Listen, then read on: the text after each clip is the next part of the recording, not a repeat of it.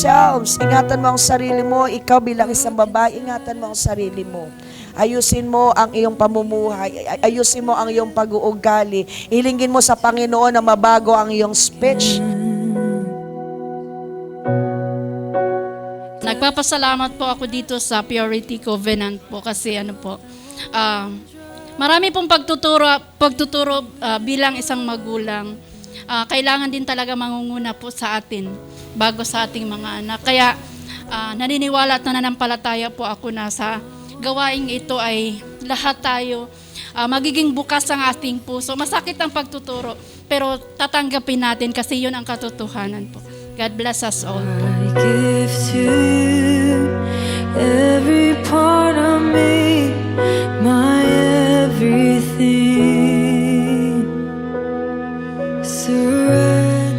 Nagpapasalamat po ako sa Diyos sa Purity Covenant po na ito. Dahil po sa totoo lang po, ito po yung way na para pong ino-offer ko si Shama sa Diyos. Na sa Kanya ko na nga po inaalay ang lahat-lahat. Na syempre po, hindi naman po ako naging perfecto nung kabataan ko. Pero inaano ko nga po sa Diyos na nakita ko nga po yung checklist. Na sa totoo lang po, ibang-iba po siya sa akin. Pamamagitan po nitong purity na to, covenant na to, pagpatuloy lang po niya yung pagiging mabuti, na maging pure nga po siya. Na dumating nga po yung pagkakataon sa tamang panahon na may bigyan niya lang po yung sa tamang tao. Put out for me, you rose to bring me back to life. Sobrang nabibless po ako sa Purity Covenant tonight kasi kung titignan po yung generation namin, sobrang nanonormalize na lang po yung mga gantong bagay. Parang pag po gumagawa ng mga kasalanan and like example po yung PMS, hindi na po siya ganun ka big deal sa panahon namin. Normal na po yun. Tapos sa akin po personally, mga relatives ko po, cousin, marami po akong nakita na na-engage po sa PMS, nagkaroon ng pamilya ng maaga, and yung ma-experience po yung ganito sa pamilya namin, sobrang naramdaman ko po talaga yung habag ng Panginoon na privilege po kami na maranasan yung pagbe-break ng curse sa family po namin. And ayun lang po, glory to God. Surrender all my crowns, count it all as lost. You're everything, Jesus. I give to you every part of me, my everything. Surrender, surrender all my crowns, count it all as lost.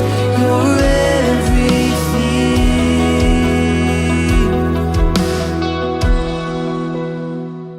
Papasalamat ako sa Panginoon dahil sa nangyari ngayon sa Purity Covenant. Sa totoo lang talaga, hindi ko naman naranasan to eh. No, kasi nung kabataan ko, iba yung pangyayari sa buhay ko. No, hindi ko talaga, marami akong bagay na nagawa noong the Pasko, nung ako'y kabataan. So marami akong di nasunod sa Panginoon, sa aking mga magulang. Pero as of now, sa nangyari ngayon dito sa ating mga kabataan natin, sa youth natin, I hope, I pray na magpatuloy ito sa kanila na maging tapat sila sa Panginoon, magpatuloy sila na palakasin yung pananampalataya nila dahil yung mga nangyayari sa buhay natin na hindi maganda, hindi matatapos to, talagang andyan yan. Susunod at susunod sa inyo yan. So patuloy lang tayo manampalataya sa Panginoon na ngayon maranasan nyo ang presensya ng Panginoon sa buhay nyo, na patuloy lang kayong tumawag sa Panginoon. Huwag kayong bibitaw. Kapit lang kayo sa Panginoon at hindi kayo pababayaan. Dreams surrendered at your feet, every heartache and defeat. Lord, have yung mga bagay na nagawa sa akin ng Lord simula as naging makulit na bata is andun yung takot ko na magsabi sa magulang ko kung ano yung mga nagawa kong mali. na minsan nakikita rin nila. And ngayong gabi, as na nagsabi ako or nagsorry ako sa magulang ko, nandun yung forgiveness sa akin, na nandun yung saya na parang hindi naman sila nagalit sa akin, na nandun yung saya nila na pinakita ko na inaamin ko yung mga naging kasalanan ko sa mga araw na nabubuhay ako.